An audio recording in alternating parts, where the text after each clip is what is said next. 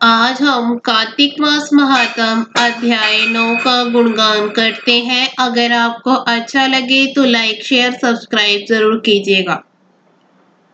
राजा पृथु बोले, हे श्रेष्ठ मुनि नारद जी, आपने कार्तिक मास के व्रत में जो तुलसी की जड़ में भगवान विष्णु का निवास बताकर उस स्थान की मिट्टी का पूजन करना बतलाया है। अतः मैं श्री तुलसी जी के महात्म्य को सुनना चाहता हूँ। तुलसी कहाँ और कैसे उत्पन्न हुई, यह बताने की कृपा करें। नारद जी ने कहा, राजन, आप सावधान होकर तुलसी जी की महत्ता तथा उनके जन्म का प्राचीन इतिहास सुनिए।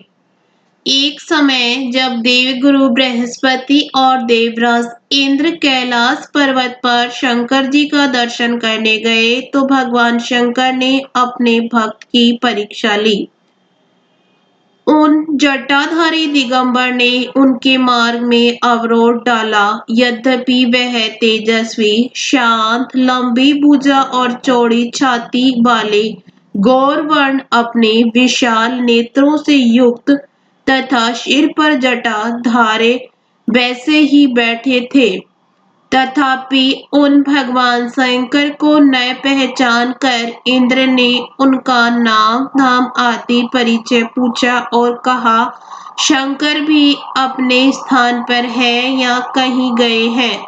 इस पर उस तपस्वी ने कुछ न कहा, परंतु त्रिलोकीनाथ के ऐश्वर्य से गर्वित होकर इंद्र कब चुप रहते, उन्होंने क्रोध कर तपस्वी से घुड़क कर कहा, अरे, मैं पूछता हूँ तू उत्तर क्यों नहीं देता? मैं अभी तुझे ब्रज मारता हूँ, फिर देखता हूँ तुझ दुर्मति की रक्षा कौन करता है। ऐसा कुद्र हो। इंद्र ने जो ही उस दिगंबर को मारने के लिए हाथ में ब्रज लिया, त्यों ही भगवान शंकर ने ब्रज सहित इंद्र का हाथ स्तंभित कर दिया और विकराल नेत्र कर भगवान शंकर ने उसे देखा। त्यों ही ऐसा विदित हुआ मानो वह दिगंबर प्रज्वलित हो उठा है और तेज से जला देगा। भुजाएं स्तंभित होने से इंद्र के क्रोध और दुख का अंत न रहा, परंतु जो ही बृहस्पति जी ने उस पुरुष को प्रज्वलित देखा, त्यों ही अपनी बुद्धि से उसको शंकर भगवान जानकर प्रणाम किया और दंडवत कर बहुत सी स्तुति भी की। फिर इंद्र ने भी भगवान शंकर से कहा, हे दीनानाथ, हे महादेव, अपना क्रोध रोककर इंद्र के अपराध को क्षमा कीजिए। बृहस्पति के यह वचन सुनकर महेश्वर गंभीर वाणी से बोले, मैं अपने नेत्रों से निकाले हुए क्रोध को कैसे रोकूं?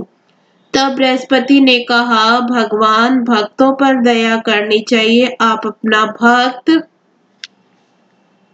वत्सल नाम सार्थक कीजिए। आप अपने इस तेज को कहीं और स्थापित कर इंद्र का उद्धार कीजिए। तब भगवान शंकर ने गुरु बृहस्पति से कहा, मैं तुम्हारी स्तुति से प्रसन्न हूँ जो तुमने इंद्र को जीवन दान दिलवाया है। मैं विश्वास करता हूँ कि मेरे नेत्रों की अग्नि अब इंद्र को पीड़ित न करेगी। बृहस्पति से ऐसा कहकर भगवान शंकर ने अपने माथे से निकले हुए अग्नि में तेज को अपने हाथ में लेकर क्षीर सागर में डाल दिया। फिर लीलाधारी भगवान अंतर्ध्यान हो गए।